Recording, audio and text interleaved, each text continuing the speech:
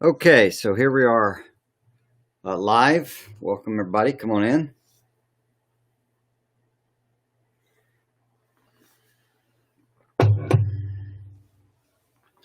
So, we're talking about better. Uh-oh. I don't know what just happened. Something just booted up. Apologize. So, better homeschool, better questions.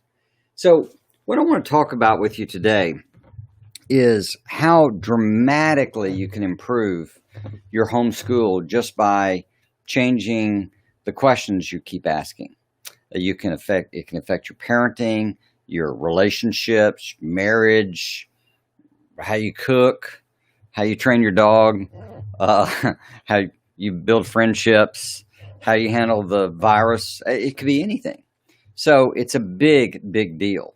So I want to invite you to just think with me. But before I get to really a technique, I want to teach you about how to improve the questions you ask.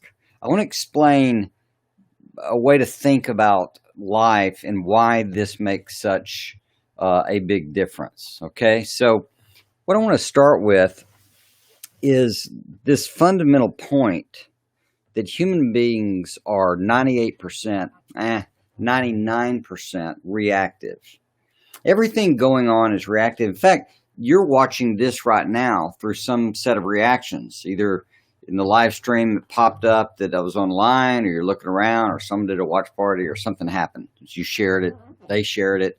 It could be anything. Or if you found it later, you may have heard something about me, or you searched for a word and some video options popped up and you clicked on this one. That's actually all largely reactive if you think about it. It's the nature of how life works. You know, you can look at what goes on in your school with your kids. And so, you know, what's happening? You tell them to do their work. And what do? Well, they may react by doing it. They may react by dawdling or daydreaming or not doing it. And then you're reacting to their not doing it by getting onto them. And then they're reacting by getting upset, crying, complaining, or something like that. It's not fun. And then you react by something, and then they react by something. And this game keeps going. It's the nature of the challenge you face. We say it in communication. You know, just in communication, if you ask a question a certain way, you'll get a certain kind of response. This is why lawyers have to be trained and work at their skill of asking the right kind of questions. Defensiveness, you know, sometimes we say something to somebody and they suddenly get defensive. Well, that's a reaction based on some perception they have of what you're asking, or maybe reacting not to you at all, something else going on inside of their own soul. We see it with the coronavirus. So in this 2020 experience of dealing with this virus, largely what we've done is reacted. Think about this. We've reacted to what information we had. So at first, we had models that projected 1.2 million or something like that Americans dying, never mind what's going to happen around the world. And so in those models, our reactions were to slow it down. There are other perceptions, like we didn't have enough ventilators. Maybe we didn't, maybe we did, but we reacted by making more ventilators. First, the information said not masks, and later information said masks. So we're making masks. They're certainly working on a vaccine. That's a reaction to having this thing. So there are all these challenges, and as we get more information, if we find, the more we find it only affects a certain population, we're going to really safely be able to isolate and care for that population. That'd be a reaction based on that knowledge. If we find there's something else in a population, something popping up with some young children, we're going to react to that. That's the game. That's how this life works. Your marriage is like this too. Not your marriage, getting married, falling in love, having a relationship. You see somebody, they smile, you smile back. You start talking. Maybe you go out on a date. Maybe, and somehow this thing blossoms in a series of reactions. He thinks I'm special. I think she's special, or she, he, she, uh, and the way relationships disintegrate can be reactive, because then somebody does something, they react another way. That's not as good. They react back. In relationships, that's kind of how it works. You perceive the other person's not doing their 50%. This is why 50-50 is not a good idea. They don't do their 50. So you pull back to 48. They suddenly see you pulled back to 48. So they pull back to 46. You see a 46, so you go down to 40. Boy, they see a 40, they're at 35, and before you know, giving 100%, so they react to all of you. That's a better way to go. But I'm stressing this because once you understand that that's how life goes, that there's very little we do that's actually proactive. It's all caught in a reaction. Our habits are this way, our responses, our communication, how we do homeschool. You can then start appreciating what I'm about to tell you, because what we need is something maybe we can throw in there that will make us react in a different way. So in a way, you can be proactive that way because you're using a tool, you're playing a game, got a technique that allows you to change the way you're acting or reacting.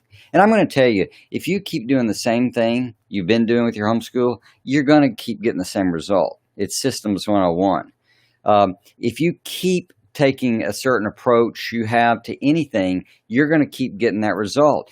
If your lasagna is always soupy, then it's going to keep being soupy until you figure out what's wrong with your oven, or length of time cooking, or quality of lasagna you're putting together, or something like that. Drain the sausage or something, whatever it is, until you change that system. Well, it's a great thing to have in your mind, because you get to actually think this way. You get to think, hey, what's happening is because of all the reactions I'm doing consistently are producing this result.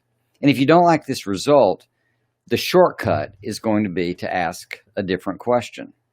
So really all I want to do is show you the idea of how questions work. And it's really important, because if you ask the wrong question, or a question that is not helpful to you, it's going to do damage. So I threw out some questions, okay? Let's try them. Why do my kids fight so much? Why don't they do their schoolwork? Why don't they get math, or he or she get math? Why are we so far behind? Do I have to? Well, we'll get to that one in a minute. So let's just pick on those. Okay, those 4 questions. Those are common things that I've heard on more than one occasion. Maybe you've asked. I don't know. But what we're looking for is to understand why in the reactive game a question is going to get us to react a certain way. So if we ask, why do my kids fight so much? In that kind of act-react, we can call it a tension resolution system. Why do my kids fight so much? So where does that lead? The answer is it leads to an explanation of why they fight so much. They're sinners. They're boys. They're kin to their father. We have too much Irish blood in us. I think that's a thing. Fond of the Irish. I have Irish blood too. So, why do my kids fight so much? They're too close in age. My grandmother used to say that about my dad and his older brother. They were 15 months apart, or maybe less. And she said, I used to just pray that one of them would win so we could be done with it. No one would ever win. One day one would win, next day the other. So when we ask questions, they take you in a certain direction. One of the examples I like to use from a book called What a Great Idea by Charles Chick Thompson. He tells the story of Pyrex, basically, of the cookware that doesn't crack. That there was a day, kids, that glass cookware, you could never cook with it because it would break. So the way they got in motion on this is vice president was in the lab one day walking through, and a beaker fell and broke, and he made the comment, he said, glass breaks. Can't you do something about that? And out of that question, they came up with like 36 different ways to keep glass from breaking, 6 of which were economical. And so some of this tempered glass stuff was all born from a question. If he had asked, why does glass break? He'd have gotten a really big report on the physics of glass breaking, right? So when you understand this way this works, why do my kids fight? All that's going to give you is some reasons they fight. Why don't they do their homework? It'll give you some reasons they don't do their schoolwork. Some reasons they don't. They're distracted. They have learning challenges. The environment's too noisy. The baby keeps interrupting, etc.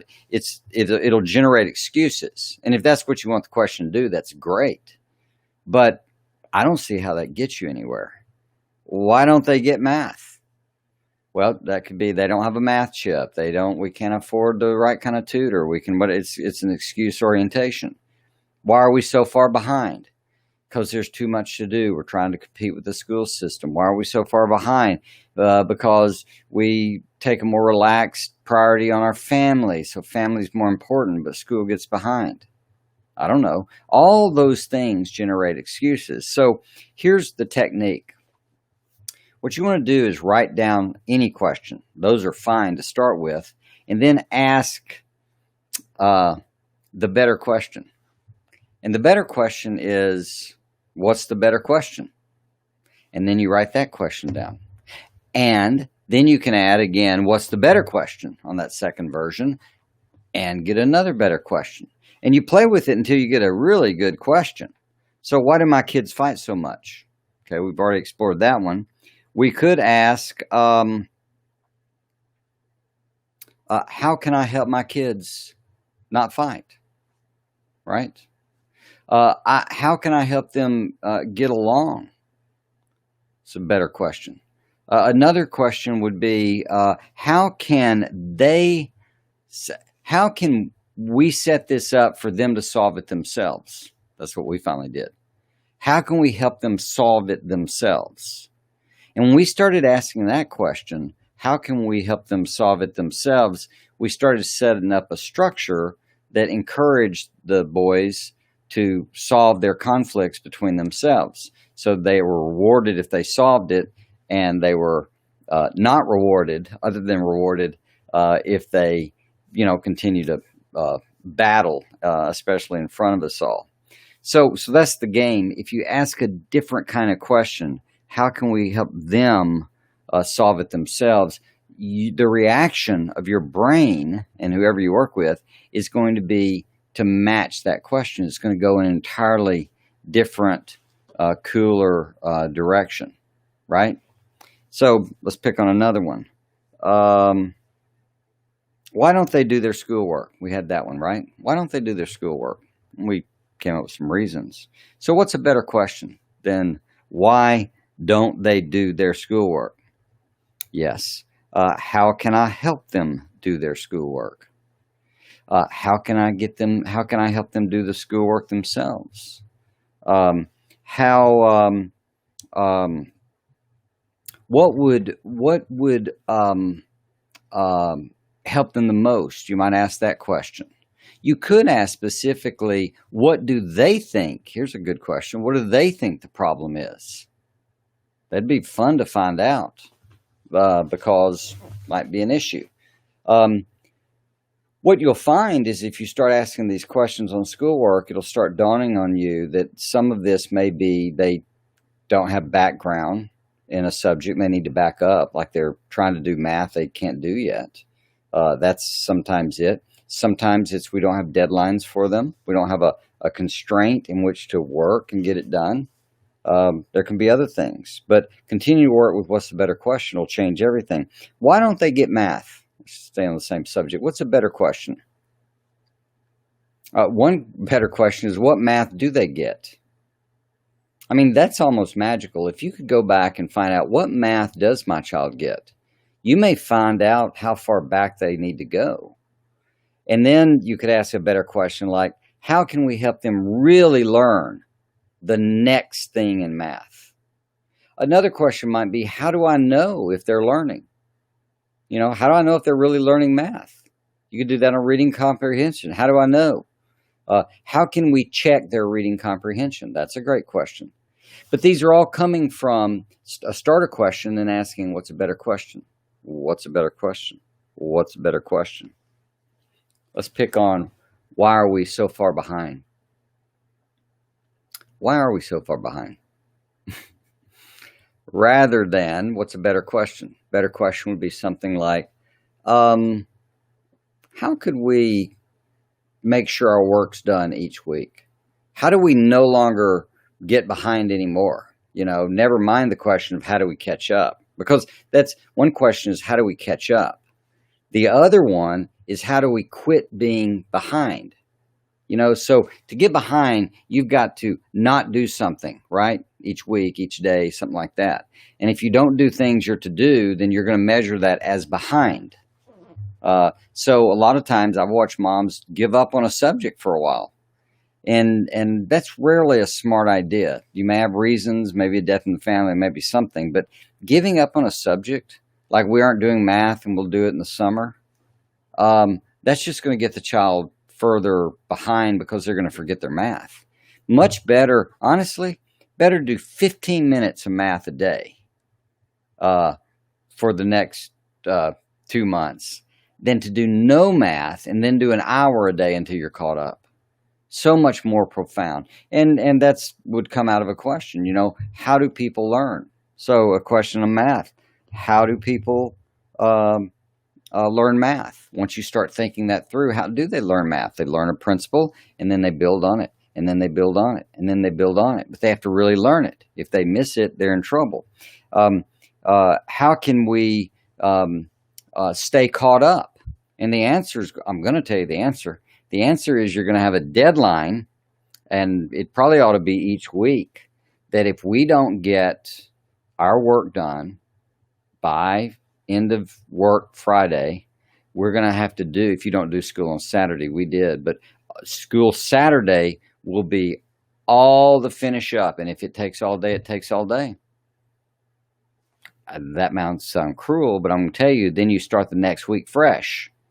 And I promise, I've done this enough. Once a child starts getting that program, might have to go one Saturday or two, probably not.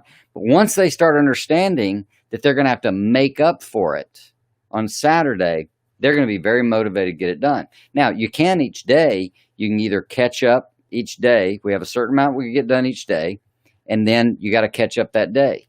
If you don't catch up, then Saturday is going to be catch-up day.